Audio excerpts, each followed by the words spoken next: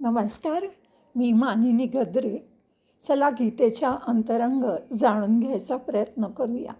या ऑडिओची रचना आधी सांगितल्याप्रमाणे सुरुवातीला मूळ श्लोक, त्याचा मराठी अर्थ, नंतर संस्कृतचं सरळ वाक्य रूपांतर आणि त्याचा इंग्लिश अर्थ, नंतर ज्ञानेश्वरीतील माऊलींच्या ओव्यांचा मराठी सुलभ अर्थ आणि नंतर माझ्या दृष्टिकोनातून त्या श्लोकाविषयी मला काय वाटलं त्याचं विवरण. सर्वप्रथम आपण मूळ श्लोकाचा संधिविग्रह करून त्यातील प्रत्येक शब्दाचा मराठीत अर्थ पाहूया. ओम नमो भगवते वासुदेवाय. ओम श्री परमात्मने नमः. अथ अष्टमोऽध्यायः. अक्षरब्रह्मयोगः. अर्जुन उवाच किं तद्ब्रह्म किम् अध्यात्मं किं कर्म पुरुषोत्तम अधिभूतं च किं प्रोक्तम अधिदैवं किमुच्यते. ब्रह्म, अध्यात्म आणि कर्म इत्यादी विषयक अर्जुनाने 7 प्रश्न विचारलेले इथे दिसतात. अर्जुन म्हणतो, भगवंतांची वचनं न समजल्यामुळे अर्जुनाने हे प्रश्न विचारलेत. अर्जुन म्हणाला, पुरुषोत्तम, हे पुरुषोत्तम, तद्ब्रह्म, ते ब्रह्म, किम, काय आहे, अध्यात्मम, अध्यात्म, किम, काय आहे, कर्म, किम, कर्म काय आहे, अधिभूतम, अधिभूत या नावाचे, किम, काय, प्रोक्तम म्हटले गेले आहे, च, तसेच, अधिदैव, अधिदैवम, अधिदैव, किम, कशाला, उच्चते म्हटले जाते. अर्जुन म्हणाला, हे पुरुषोत्तमा, ते ब्रह्म काय आहे, अध्यात्म काय आहे, कर्म काय आहे, अधिभूत शब्दाने काय सांगितले आहे आणि अधिदैव कशाला म्हणतात.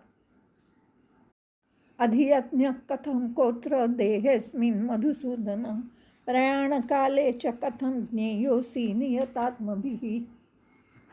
आणि अर्जुन पुढे म्हणाला, मधुसूदन, हे मधुसूदन, अत्र, येथे, अधियज्ञ कोण आहे आणि तो अस्मिन देहे, या शरीरामध्ये, कथम, कसा आहे, च, तसेच, नियतात्मभिः, ज्यांचे चित्त तुमच्यामध्ये युक्त झाले आहे, अशा पुरुषांचे द्वारा प्रयाणकाले, अंतसमयी तुम्ही, कथम, कोणत्या प्रकाराने, ज्ञेय असी, जाणले जाता.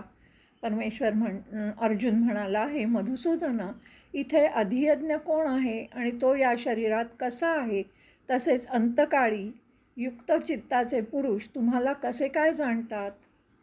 श्री भगवान वाच. अक्षरं ब्रह्म परमं स्वभावोऽध्यात्ममुच्यते भूतभावोद्भवकरो विसर्गास कर्म संज्ञितः. ब्रह्म, अध्यात्म आणि कर्म याविषयी अर्जुनाच्या 3 प्रश्नांचे उत्तर परमेश्वर देत आहेत. परमेश्वर म्हणाले, अर्जुन, परमम अक्षरम, परम अक्षर ब्रह्म, ब्रह्म आहे. स्वभाव हा, आपले स्वरूप म्हणजे जीवात्मा, हा अध्यात्मम, अध्यात्म नावाने उच्चते, सांगितला जातो. तसेच भूतभावोद्भवकरः, भूतांच्या भावांना उत्पन्न करणारा, विसर्ग हा, जो सृष्टीरचनारूपी विसर्ग अर्थात त्याग आहे. कर्म संज्ञितः, तो कर्म या नावाने सांगितला गेला आहे. भगवान म्हणाले, परम अक्षर ब्रह्म आहे. आपले स्वरूप अर्थात जीवात्मा अध्यात्म नावाने सांगितला जातो. तसेच भूतांचे भाव उत्पन्न करणारा जो त्याग आहे, तो कर्म या नावाने संबोधिला जातो. अधिभूतं क्षरो भावः पुरुषश्चाधिदैवतम् अधियज्ञोहमेवात्र देहे देहभृतां वर. अधिभूत, अधिदैव आणि अधियज्ञ याविषयी अर्जुनाच्या 3 प्रश्नांचे उत्तर देताना परमेश्वर म्हणतात, तसेच क्षरभाव हा, उत्पत्ती विनाशशील असणारे सर्व पदार्थ, अधिभूतम, अधिभूत आहेत. पुरुष हा, हिरण्यमय पुरुष अर्थात ब्रह्मदेव, ज्याला शास्त्रांमध्ये सूत्रात्मा, हिरण्यगर्भ, प्रजापती, ब्रह्मा इत्यादी नावांनी संबोधण्यात येतं. अधिदैवतम, अधिदैव आहे.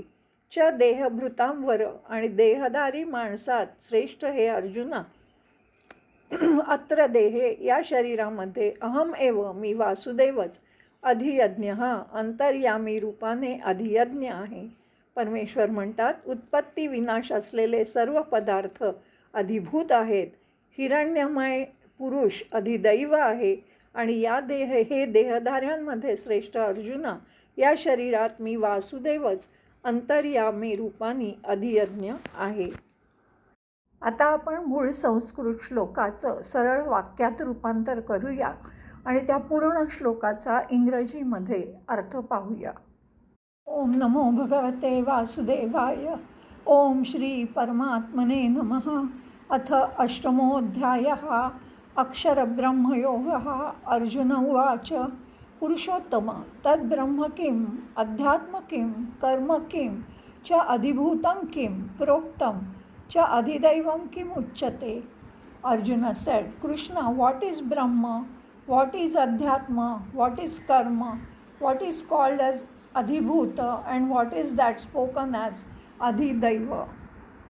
Madhusudana, atra adhiyajñah kaha? Katham asmin dehe च प्रयाणकाले नियतात्मभिः कथं ज्ञेयः असि. Madhusudana, who is the adhiyajña in this world and body? What is his nature and how are you to be known at the time of death by those who have controlled their minds? Shri Bhagwan Uvacha, Paramam Aksharam Brahma Swabhavaha Adhyatmam Bhutabhavoddhavakaraha Visargaha Karma Saunhitaha. Lord Krishna said, the transcendental and imperishable entity is the Brahma.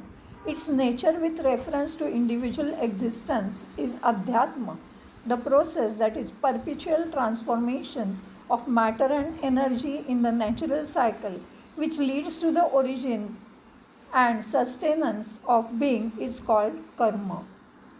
Dehabhrutam var ksharaha bhavaha adhibhutam cha purushaha adhidaivatam atra dehe adhiyajñah aham eva.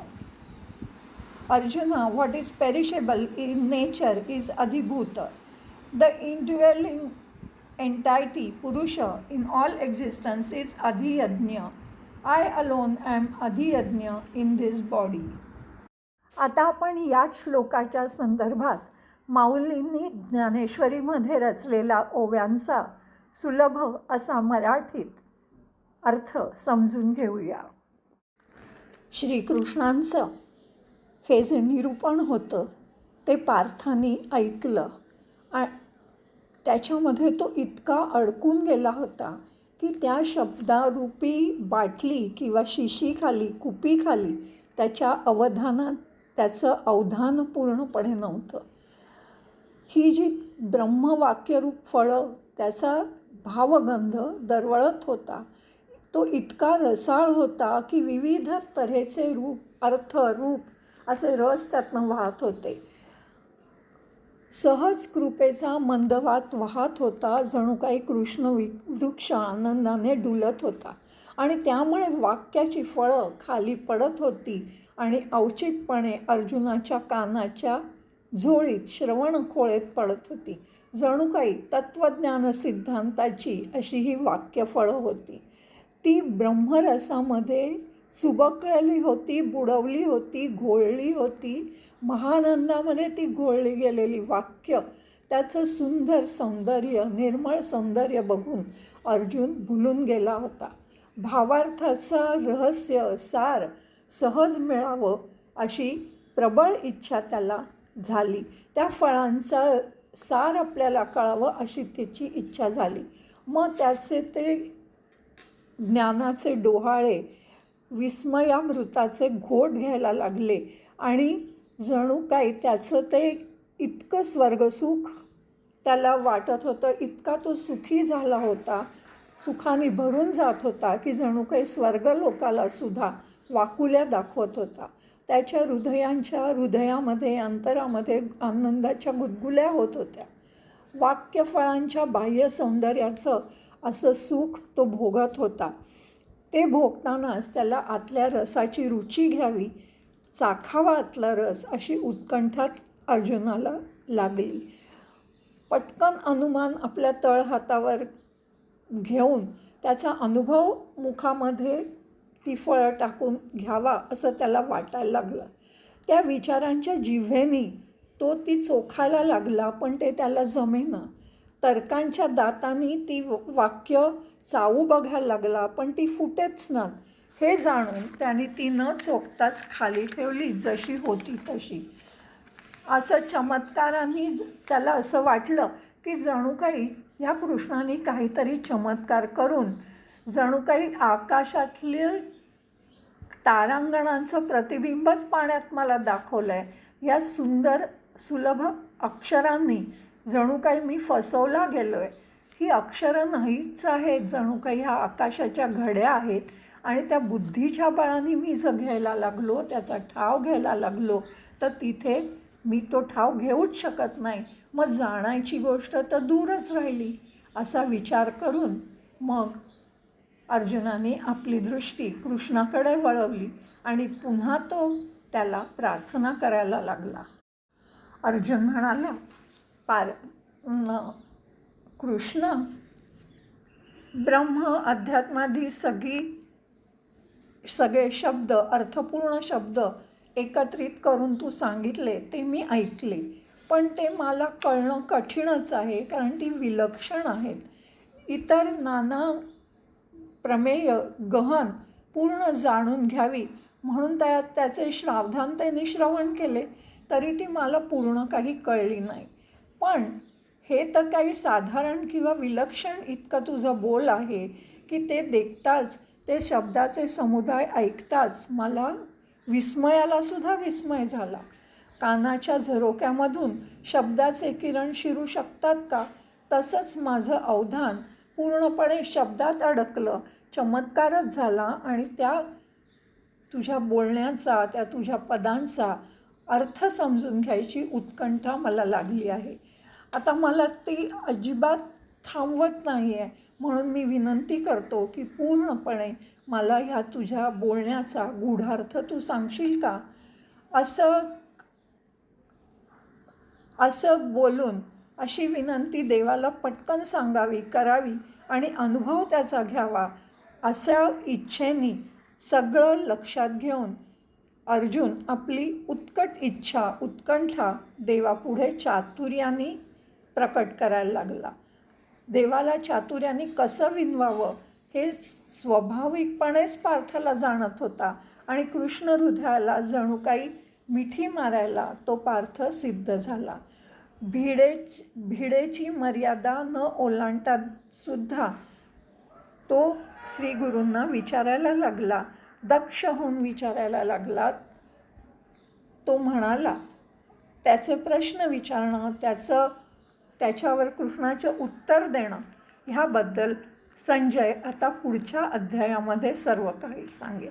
Sanjay प्रेमाने ही सगळी गोष्ट सांगेल. ज्ञानेश्वर माऊली म्हणतात की चित्त देऊन तुम्ही ऐका. सुंदर सरळ मराठी हे बोल पाहून आधी तुमची दृष्टी निवून जाईल, शांत होईल. मग मनाच्या कानांना संतोष होईल. सावकाशपणे बुद्धीच्या जिव्हेनी हे बोलांचे सार सर्वतः तुम्ही साचार चाखू शकाल. शब्दांच्या सौंदर्याने तुमची सगळी इंद्रिय तृप्त होतील. जणू काही मालतीच्या कळ्या गंध त्यांचा उधळून तुमच्या नाकाला जसं सौख्य देतात, तसंच आणि त्याची रम्य आकृती किंवा त्याचा सुंदर आकार बघून डोळ्यांनाही तृप्ती लागते, तसं ह्या सुंदर मराठीचं सौंदर्य बघून तुमची सर्व इंद्रिय तृप्त होतील. म्हणून स्वाभाविकपणे ह्या सिद्धांतांचं, शब्दांच्या पलीकडचं ज्ञान बुद्धीला सत्वर आकळेल. असं बोलून हे रहस्य तुम्हाला कळेल एवढं बोलून शब्दांच्या पलीकडचा भाव पुढच्या अध्यायामध्ये मी तुम्हाला वर्णन करेन, असे निवृत्तीचे शिष्य ज्ञानेश्वर महाराज श्रोत्यांना म्हणाले. इति श्री स्वामी स्वरूपानंद विरचित श्रीमद अभंग ज्ञानेश्वरी सप्तमोध्यायः. हरये नमः, हरये नमः, हरये नमः. श्रीकृष्णार्पणमस्तु. ओम नमो भगवते वासुदेवाय. ओम श्री परमात्मने नमः. अथ अष्टमोऽध्यायः. अक्षरब्रह्मयोगः. अर्जुन उवाच. किं तद्ब्रह्म किम् अध्यात्मं किं कर्म पुरुषोत्तम अधिभूतं च किं प्रोक्तम अधिदैवं किमुच्यते.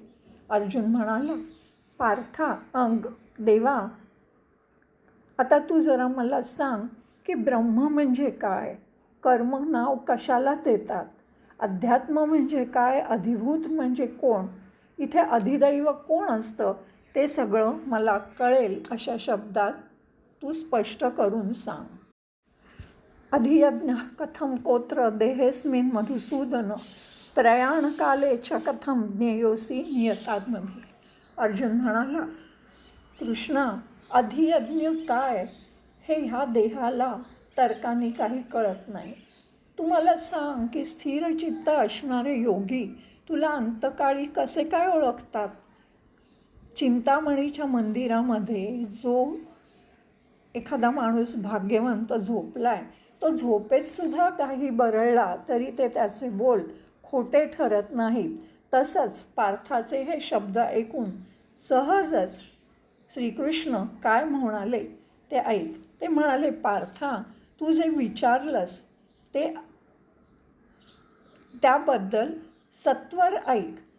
जणू काही कामधेनूचंच अर्जुन म्हणजे वासरू होतं, तेव्हा निःसंशयपणे कृष्णरूप कल्पवृक्षाची सावली ज्याला निरंतर लाभली होती त्याचे मनोरथ सिद्धीच गेले नाहीत, त्यात जाणार ह्याच्यात काय नवल. आपण कृष्ण भक्त होऊ, जेव्हा कृष्ण भक्त होऊ तेव्हा ते चित्त कृष्णमय होतं आणि मग वृद्धिसिद्धीच सेविका होऊन संकल्पाच्या अंगणामध्ये राबायला लागतात. पण असं प्रेम अर्जुनाच्या ठाईच अमर्याद नांदत होतं, म्हणून त्याच्या कामना, सगळ्या कामना सफळ होत होत्या कायम. आणि याचसाठी जेव्हा पार्थाने आपलं मनोगत श्रीकृष्णाला विचारलं तेव्हा जणून काही तो विचारणार हे जाणून उत्तराचं ताट श्रीकृष्णाने भरूनच ठेवलं होतं. लहान बालक भूक लागली तर काय दूध मागू शकतं का, पण त्याची भूक माताच जाणते आणि मग ते स्तनपान त्याला देऊन माता स्वाभाविकपणे त्याला पाजायला लागते. तसंच गुरुच्या ठाई जो पूर्णपणे एकरूप झालेला आहे त्याच्या ठिकाणी कृपावंत गुरु स्वाभाविकपणेच त्याला सर्व काही सांगेल. ते काय सांगितलं ते आता आपण ऐकूया. वृद्धी सिद्धी ह्या गणपतीच्या 2 भार्या या विवाहामुळेच कार्तिकेय रागवून निघून गेल्याचा उल्लेख पुराणात आहे, किंवा संपत्ती आणि यश असाही याचा अर्थ होतो. कल्पवृक्ष तरुद्रुम इंद्रलोकातील 5 देवतरूंपैकी एक. आपण कल्पिलेली किंवा इच्छिलेली कोणतीही वस्तू ह्याच्यापासून प्राप्त होते अशी समजूत आहे. श्री भगवान वाच. अक्षरं ब्रह्म परमं स्वभावोऽध्यात्म उच्यते भूतभावोद्भवकरो विसर्गाः कर्म संज्ञितः. श्रीकृष्ण म्हणाले, पार्था, जे नाशिवंत आकारामध्ये भरून राहिले आहे पण त्यातून ते झिरपत नाही किंवा त्यातनं गळून जात नाही किंवा नाश पावत नाही. एरवी त्याचं सूक्ष्म पण बघितलं तर ते जणू गगनासारखंच वाटतं, पण खरं तर ते त्याहूनही सूक्ष्म आहे की ज्याला नाव देतात महाशून्य असं. ह्या शून्याच्या किंवा आकाशाच्या पदराच्या आतूनसुद्धा गाळून हे जे अतिसूक्ष्म आहे, आणि अतिसूक्ष्म म्हटलं तरी ते विज्ञानाच्या चाळणीतून गळून जात नाही, असं जे सूक्ष्माहून सूक्ष्म आहे त्याला ब्रह्म असं म्हणतात. पार्था, आकार जन्माला येतो तेव्हा त्याच्याबरोबर ते जन्मत नाही, किंवा आकार नाहीसा झाला तरी त्याच्याबरोबर ते नाश पावत नाही. ब्रह्माचा हा नित्य स्वभाव जो असतो त्याला अध्यात्म असं नाव देतात. निर्मळ आकाशामध्ये जसे वेगवेगळ्या तऱ्हेचे मेघ, वेगवेगळ्या रंगाचे, वेगवेगळ्या तऱ्हेचे ढग उत्पन्न होतात, तसंच निराकार अशा शुद्ध ब्रह्माच्या ठिकाणी महत्त्वाधिक एकत्र होऊन अनेक विविध आकृती, भूतांमधले भेद या ब्रह्मांडामध्ये निर्माण होतात. ब्रह्मभूमीमध्ये जेव्हा अधिसंकल्पाचा अंकुर उगवतो तेव्हा ब्रह्माच्या गोलकांचे असंख्य आकार प्रकट होतात. बघायला गेलं तर त्याच्यामध्ये अनेक बीज सामावलेली दिसतात आणि तिथेच किती जीव निर्माण होतात त्याची तर गणतीच आपण करू शकत नाहीत. मग असे अगणित आदी संकल्पांना, ब्रह्मांडाच्या भागांना हे अंकुर जन्म देतात आणि असा सृष्टीचा खूप विस्तार वाढतो अर्जुना. पण खरं बघायला गेलं तर परब्रह्म हे सगळीकडे एकच आहे, त्याच्यामध्ये कोणीही दुसरं नाही. जणू काही नाना रूपत्वाचा ह्या ब्रह्मामध्ये पूर लोटलेला आहे, अपार पूर आलेला आहे. विषमत्व अकारण चराचरामध्ये आलं आहे. तसं बघायला गेलं तर जन्म देणाऱ्या योनींचे लक्षावधी प्रकार आहेत आणि त्यामधून जीवाभावांची ही पालवी इतकी निर्माण होते की त्याला काही सीमाच माहिती नाही. पण जर बघायला गेलं तर ह्या सगळ्याचं मूळ हे ते शून्य आहे. पण मूळ करता दिसत नाही कधीही आणि त्याला काही कारणही नसतं. ते स्वभावतःच योगाने ते वाढायला लागतं. कर्त्याशिवाय अव्यक्ताच्या ठिकाणी जे भासमान आकार होतात, असा जो काही व्यापार चाललेला असतो त्याला पंडुसुता हे अर्जुना त्याला कर्म असं नाव देतात. महाशून्य म्हणजे अभावात्मक शून्य, ही ज्या शून्यात विलीन झाले आहे असे मोठे शून्य, सर्व शून्याचा निष्कर्ष, परब्रह्म परमात्म वस्तू, परतत्व, भावाभावांच्या पलीकडची निरपेक्ष भावरूप पूर्ण आणि निर्विशेष अशी वस्तू म्हणजे महाशून्य. ब्रह्मगोलक म्हणजे विश्वात सूर्य, तारे, ग्रह इत्यादी अनेक गोल आहेत आणि विश्वाची एकंदर रचना गोलाकार आहे. अशा तऱ्हेची अनेक जगं अनंत गोल मूळ अस्तित्वात आहेत आणि ते सर्व मूल सत्यापासूनच प्रकट झाले होत आहेत. अव्यक्त म्हणजे स्पष्टत्वास न आलेले निर्गुण ब्रह्म, मूळ प्रकृती. मूळ प्रकृती ह्या अर्थाने हा शब्द वापरला जातो तेव्हा त्रिगुणांची साम्यावस्था असा त्याचा अर्थ असतो. आदी संकल्प म्हणजे मूळ इच्छा. निर्विशेष परब्रह्माचे ठिकाणी मी एक आहे, अनेक असावे, एकोहम बहुस्याम अशी जाणीव किंवा इच्छा झाली व त्यातूनच सर्व विश्व स्पष्टत्वास आले. सृष्टी निर्मितीची अशी एक उपपत्ती वेदांनी सांगितली आहे. अधिभूतम क्षरो भाव पुरुषश्च अधिदैवतम अधियज्ञो हमेवात्र देहे देहभृतांवर. पार्था, आता अधिभूत म्हणजे काय हे तुला मी थोडक्यात सांगतो. आकाशामध्ये जसं अभ्राचं अस्तित्व हे वर लटकच असतं किंवा तात्पुरतं असतं, तसंच पाहायला गेलं तर जे वरवर उगाचच भासत असतं की ज्याचं अस्तित्व केवळ पंचमहाभूते एकत्र येऊन आपल्याला जाणवत असतं आणि ते दृश्य झालेलं असतं. भूतांचा आश्रय करून ते अशा संयोगाने भूतांच्या रूपाने आपल्याला दिसत असतं आणि एकदा त्याचं नष्ट झाला की ते क्षणभरसुद्धा टिकत नाही. असं नामरूपाधिक असं जे असतं त्याला अधिभूत असं नाव दिलेलं आहे. म्हणजेच उत्पत्ती आणि विनाश असलेले सर्व पदार्थ म्हणजे अधिभूत.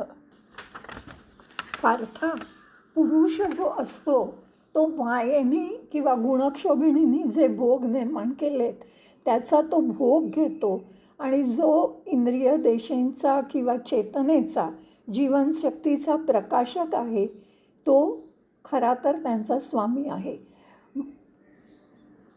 खरं तर हा पुरुषच चेतनेचा, जीवनशक्तीचा, जाणवेचा प्रकाशक आहे.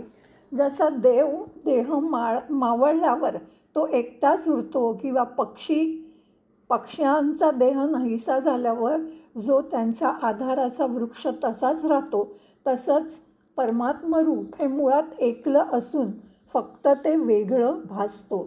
अहंकाराची निद्रा लागून जडभाव किंवा भवाचं संसाराचं स्वप्न माणसाला पडतं आणि त्या स्वप्नातले व्यापार तो खरं मानतो आणि सुख किंवा दुःखी होतो.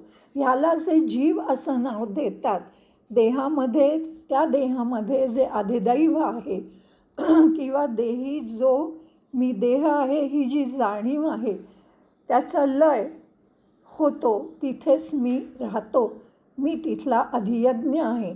खरं तर मीच अधियज्ञ, मीच अधिदैव, की तिथून अधिभूत हे सगळं काही मीच आहे. जेव्हा कस लावून पाहिल्यावर केवळ सोनंच निर्माण राहतं. जरी ते हिणकस गोष्टींमध्ये मिसळलेलं असलं तरी मूळ सोनं ते सोनंच राहतं. वस्तुतः मूळ जे शुद्ध आहे ते सोनं कधीही हीनत्व त्याला येत नाही. पण त्याला जणू काही एखाद्या डाग लागल्याचा संसर्ग असतो, तोपर्यंतच ते अशुद्ध वाटतं. पण जेव्हा ते मद्रूप होतं तेव्हा भूत सगळं काही माझ्यामध्ये मिसळून जातात. जेव्हा अविद्येचा पदर असतो तोपर्यंतच ते सगळं वेगळं भासतं. पण जेव्हा हा पदर फाटतो तेव्हा भेदभाव नाहीसा होतो. मग सगळंच एकरूप झालं. एकरूप झालं म्हणायला ते दोन कधी नव्हतंच. जणू काही एखाद्या शुभ्र स्फटिकाच्या वरती केसाचा गुंडाळा ठेवल्यावर बघायला गेलं तर असं वाटतं की तो स्फटिक भंगलाय. पण जेव्हा ते केसाचं गुंडाळं दूर करतो तेव्हा त्याचं भंगलेपण किंवा तुटल्यासारखं वाटणंसुद्धा नाहीसं होतं. आता तू सांग की त्या स्फटिका शिळेला कोणी डाक लावून सांधलं का? केसांमुळे ते भेदल्यासारखं किंवा तुटल्यासारखं वाटत होतं, पण ते केस बाजूला होताच ती मूळचा स्फटिक अभेद्य असा दिसायला लागतो. तसा जेव्हा अहंभाव लोपून जातो तेव्हा स्वभावतः असलेलं जे ऐक्य आहे ते त्याची जाणीव, त्याचा अनुभव पार्थाला होतो आणि पार्था तोच अधियज्ञ मी आहे. सांख्यशास्त्रामध्ये पुरुष, सांख्यशास्त्रात प्रकृती आणि पुरुष अशी दोन तत्त्व स्वयंभू आणि अनादी आहेत असं सांगितलं आहे. प्रकृती आणि तिचे विकार मिळून होणारी 24 तत्त्व आहेत आणि या सर्वांचा द्रष्टा, भोगता, साक्षी असा जो आत्मा तो पुरुष असं सांख्यशास्त्र म्हणतं. सांख्यशास्त्राने केलेले पुरुषाचे वर्णन आत्मा ह्या शब्दाने ज्यांचे वर्णन केले जाते त्याचेच आहे. सांख्यशास्त्राप्रमाणे पुरुष अनंत आहेत, तर वेदांतशास्त्रात आत्मा अनेकत्वाने भासत असला तरी एकच आहे असे सांगितले आहे. गुणक्षोभिणी म्हणजे माया, मूळ प्रकृती, त्रिगुणांच्या साम्यावस्थेत खळबळ निर्माण करणारी अशी माया म्हणजेच गुणक्षोभिणी. डाक म्हणजे भांड्यांचा जोड बसवण्यासाठी किंवा तोड बंद करण्यासाठी धातुरसाचा केलेला सांधा, कस्तर किंवा जडण्याचा पदार्थ. आणि डाकलग म्हणजे डाक लागलेला किंवा दूषित किंवा मलिन. हिण म्हणजे हलक्या प्रतीची धातू. किडाळ म्हणजे हिणकस लोखंड किंवा लोखंडाचे कीट.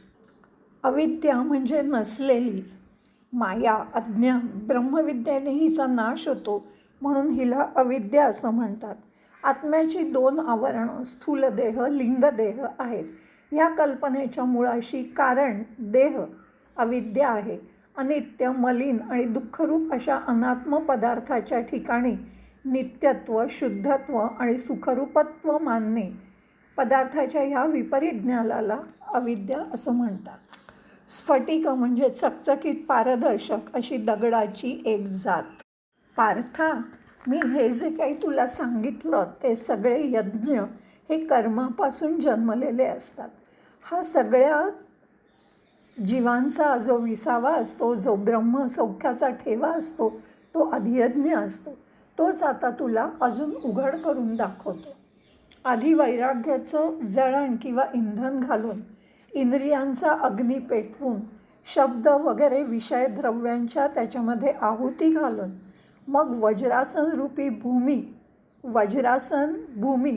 सारवून शुद्ध करून ज्याच्यावर आधार मुद्रेची वेदिका रचतात.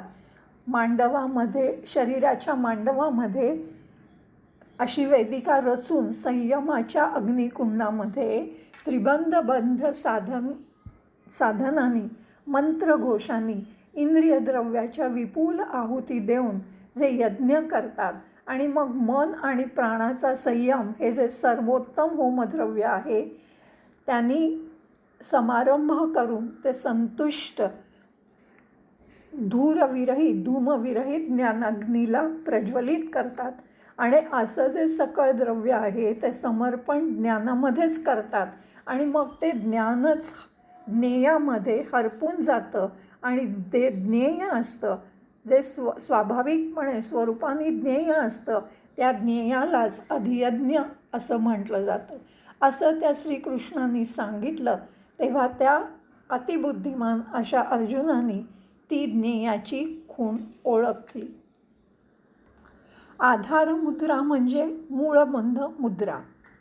मुद्रा योगविद्येत अथवा धार्मिक विधींमध्ये सांगितलेली कमरेच्या वरील भागाची, विशेषतः हाताच्या बोटांची जी ठेवण, तिला किंवा विशिष्ट मुखचर्येला मुद्रा म्हणतात.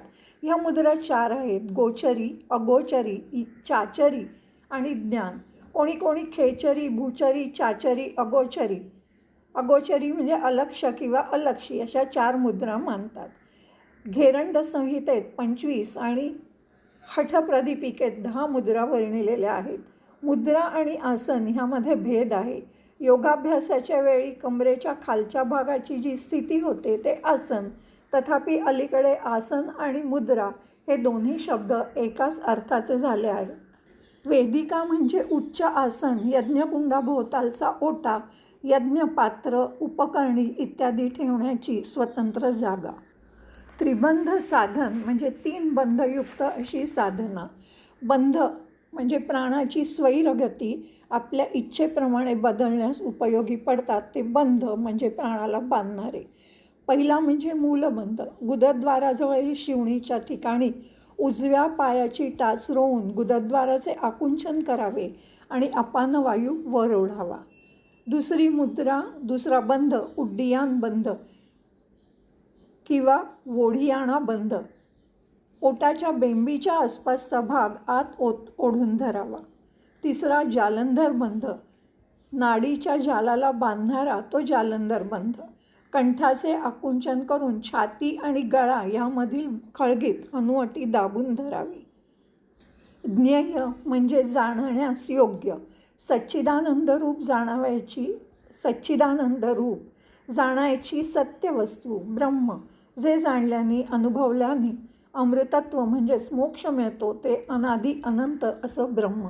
पार्थाने आपलं सांगितलेलं जाणलंय हे आकळून कृष्णदेव म्हणाला, अरे वा, तू ऐकण्यामध्ये अगदी तत्पर होतास. असं कृष्णदेवाला जाणवल्याबरोबर तो इतका संतुष्ट झाला आणि पार्थाला बघून आनंदला.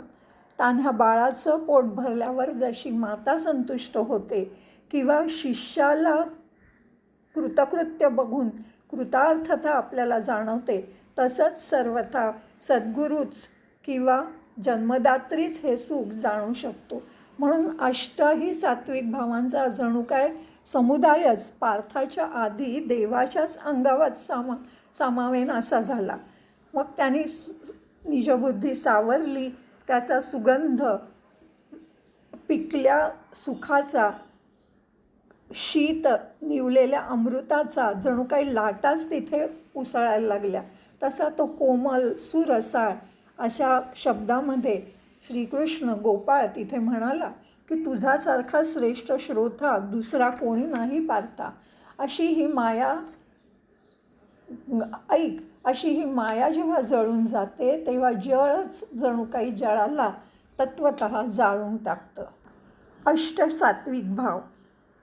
सत्वगुणाचे 8 भाव. भक्ती प्रेमाने अंतःकरण भरून गेल्यामुळे दृश्य होणारे परिणाम. पहिलं म्हणजे स्तंभ म्हणजे स्तब्धता. दुसरं स्वेद म्हणजे घाम फुटणं. तिसरं रोमांच म्हणजे शरीरावरील केस उभारले जाणे. चौथं स्वरभंग आवाज बदलणं. 5वा कंप, शरीर कंप पावणं, कापणं. 6वं वैवर्ण्य, चेहऱ्याचा रंग बदलणं, आरक्त किंवा फिकट होणं. 7वं अश्रुपात, डोळ्यातून आनंदाश्रू येणं. आणि 8वा प्रलय म्हणजे निश्चेष्टता किंवा भावसमाधी. आता या श्लोकाबद्दल माझ्या दृष्टिकोनातून मला काय वाटतं ते आपण पाहूया. 8वा अध्याय आहे अक्षर ब्रह्म योग. 7व्या अध्यायाच्या शेवटी आपण बघितलं की परमेश्वरांनी साधीभूत म्हणजे अधिभूत, अधियज्ञ याविषयी उल्लेख केलेला आहे. आता त्याच विषयी अधिक जाणण्यासाठी अर्जुनाचे प्रश्न ह्या अध्यायाच्या पहिल्या 2 श्लोकांमध्ये दिसत आहेत आणि त्याची पुढे परमेश्वर उत्तरं देतात. अर्जुन म्हणतो ब्रह्म म्हणजे काय, अध्यात्म म्हणजे काय, कर्मक म्हणजे काय, अधिभूत, अधिदैव, अधियज्ञ आणि जे तुझ्याशी जोडले गेलेले आहेत ते तुला कसं अंतकाळी प्राप्त करून घेतात ह्याविषयी उत्तरं देताना परमेश्वर म्हणतात की ज्याचा नाश होत नाही, जे सतत आहे ते परम अक्षर, तेच ब्रह्म आहे. स्वतःचं स्वरूप जाणणं म्हणजे जो जीवात्मा आहे तो म्हणजेच अध्यात्म. आणि भूतांचं भाव उत्पन्न करणारं जो त्याग आहे म्हणजे आपले स्वभाव असतात त्यानुसार इच्छा निर्माण होतात. हे फिलॉसॉफिकल थोडंसं एक्सप्लेनेशन दिलं आहे की हे भाव उत्पन्न करणारा जो त्याग आहे तो म्हणजेच कर्म आहे.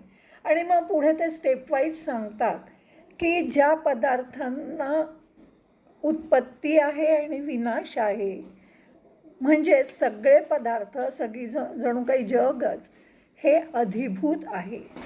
ज्याचा नाश कधीच होत नाही ही